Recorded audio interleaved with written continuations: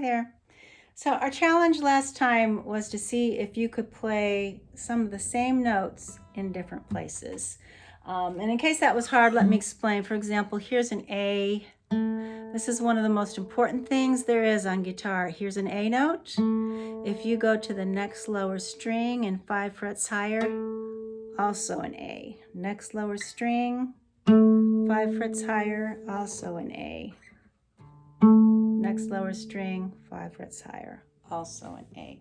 So any note you play, almost every note you play, you can find it somewhere else on the guitar. The only note that is only in one place is the E string open and this one. And actually that's not true for that one. When you play harmonics, you can get a lot. So like I said in the beginning, the guitar is special. So you may have found that something like this,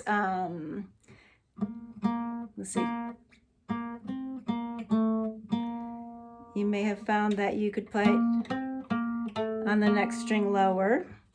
The one I was really hoping you might find is right here. And this is what we're going to focus in on today.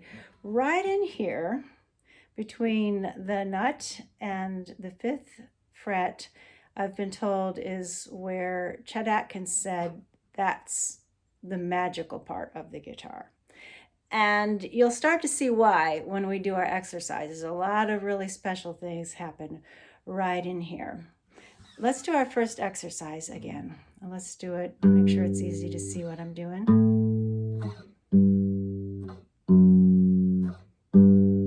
So, did anybody find this note anywhere else on the guitar? If you ever tuned pre-tuners, or if you've ever learned how to tune the old-fashioned way, this note on the 6th string is the same note as 5th string open. So instead of playing this note, 6th string, 5th fret, you could play the same sound using 5th string open, and it would look like this. So what I'm doing here, I'm fretting, I'm playing an open string on the 5th. So what we're going to do, things like this happen a lot with each exercise. As you start at the lowest point, and we'll be starting there soon with every exercise, as you start at the lowest point and work your way up, every now and then you'll hit a place where you have the opportunity to use open strings. And when you're playing the guitar, of course, now and then you have the opportunity to use open strings. And that's especially useful when you're playing higher on the neck, or when you don't want to play bar chords, or when you just want this full open sound. So this is what I want to do today with this exercise. Instead of just playing, I want you to play, we'll call this closed because we're using all closed notes. Instead of playing it closed, I want you to play the first note. Let me use my index to make it easy to see. First note, second note is open 5th string. Now listen to it both ways and notice that it sounds the same.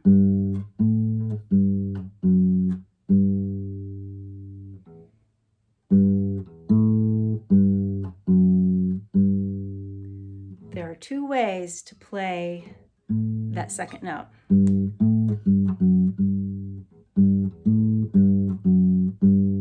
And it's really important to get used to that right from the beginning. So that way, when you need to know that, it's not confusing. And it's very useful. So do your exercise like this. And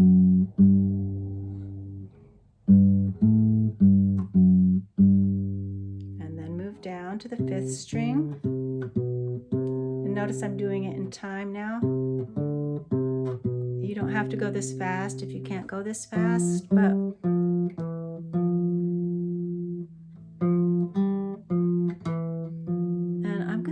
ahead and play the third string just like we've been doing.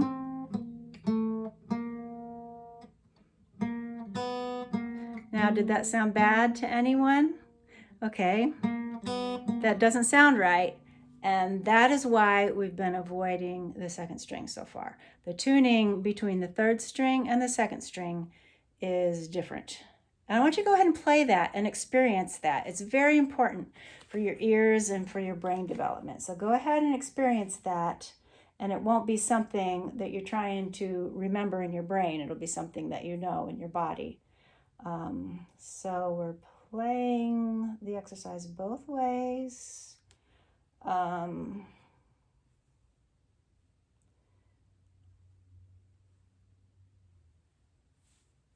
Okay, so that's really our basic assignment for this time. What I want you to do is discover something.